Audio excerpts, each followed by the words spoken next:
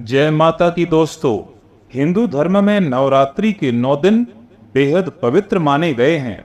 इन पावन दिनों में आदि शक्ति के 9 रूपों की आराधना करने से व्यक्ति के सभी दुख दर्द दूर होने लगते हैं। कई लोग अष्टमी तो कुछ लोग नवमी तिथि पर पूजन करके अपना व्रत खोलते हैं।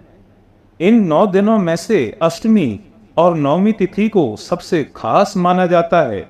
ऐसे में आइए जानते हैं अष्टमी और नवमी तिथि पर कन्या पूजन कैसे करें।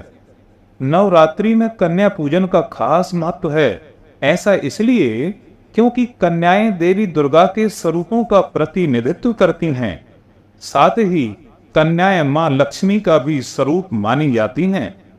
कन्या पूजन का यह अनुष्ठान आमतौर पर अष्टमी व नवमी तिथि पर किया जाता है, लेकिन कई लोग इसे नवरात्रि के अन्य दिनों पर भी कर लेते हैं।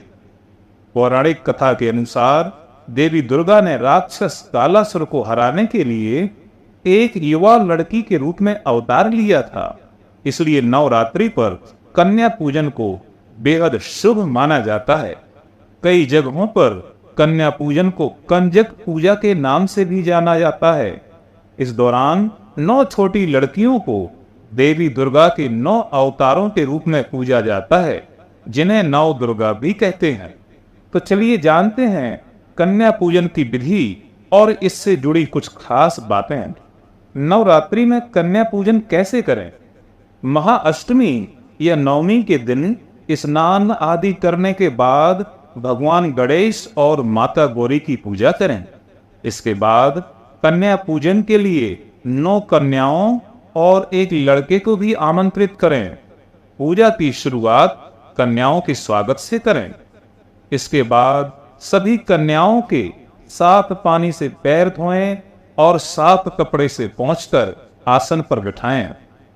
फिर कन्याओं के माथे पर कुमकुम और अक्षत का टीका लगाएं। इसके बाद कन्याओं के हाथ में कलावा या मौली बांधें। एक थाली में घी का दीपक जलाकर सभी कन्याओं की आरती उतारें। आरती उतारने के बाद कन्याओं को भोग में पूरी, चना, हलवा और नारियल खिलाएं। भोजन के बाद उन्हें अपने सामर्थ्य अनुसार भेंट भी दें। आखिर में कन्याओं के पैर छूकर उनसे आशीर्वाद जरूर लें। अंत में उन्हें अक्षत देकर उनसे थोड़ा अक्षत अपने घर में छिड़कने को कहें। आगे जानते हैं कन्या पूजन का महत्व। कन्या पूजन कन्याओं का सम्मान करने और पूजा करने का सबसे अच्छा तरीका है। हिंदू धर्म ग्रंथों के अनुसार कन्या पूजन के लिए 2 से 10 साल तक की कन्या उपयुक्त होती हैं। 2 से 10 साल तक की कन्याएं मां दुर्गा के विभिन्न रूपों का प्रतिनिधित्व करती हैं। इसके अलावा लंगूर के रूप में एक लड़के को भी इस पूजा में शामिल किया जाता है, जिसे भैरव बाबा या हनुमान जी का प्रतीक कहा जाता है। ऐसा कहा जाता है कि अष्टमी और नवमी तिथि पर कन्या पूजन करने से देवी दुर्गा प्रसन्न होती हैं और उनकी कृपा आपके परिवार पर सदा बनी रहती है। कन्या पूजन से संबंधित ये कुछ विशेष बातें हैं जिन्हें आप अवश्य ध्यान में रखें। कन्या पूजन के बाद उन्हें दक्षिणा, चुनरी, उपहार आदि प्रदान करना चाहिए और पैर छूकर उनका आशीर्वाद लेना चाहिए और इसके पश्चात भी उन्हें विदा करना चाहिए। कन्या पूजा के साथ एक छोटे बालक को भी भोजन कराएं। क्या दशमी तिथि को भी कन्या पूजन कर सकते हैं? नवरात्रि में आप प्रतिपदा तिथि यानी पहले दिन से लेकर दशमी तक रोज कन्या पूजन कर सकते हैं। नवरात्रि में किसी भी दिन कन्या पूजा की मनाही नहीं है। हालांकि अष्टमी और महानवमी के दिन कन्या पूजन करना शुभ माना जाता है। यदि नवरात्रि में कन्या ना मिले तो क्या करना चाहिए?